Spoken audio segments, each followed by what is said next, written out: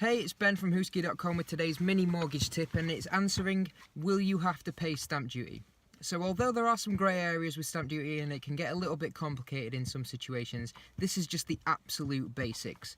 So, first time buyers, if you're buying a house 300,000 or less, you won't have to pay any stamp duty. If you're buying a house that's over 300,000, you won't pay stamp duty on the first 300,000. If you're a second time buyer or a third time buyer, so you're moving house, then you will not pay stamp duty on the first 125,000.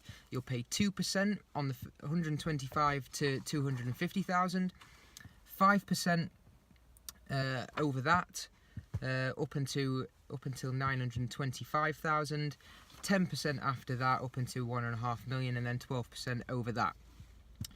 Where it gets complicated is if you are increasing your property portfolio, or if you already own more than one house and you're buying another buy-to-let, for example, or any situation where you're increasing your property portfolio, you will have to pay an additional rate of stamp duty. So basically, you pay 3% on the first 125,000, and then every level after that, you add 2% onto the amount you would pay if you were paying normal stamp duty rates.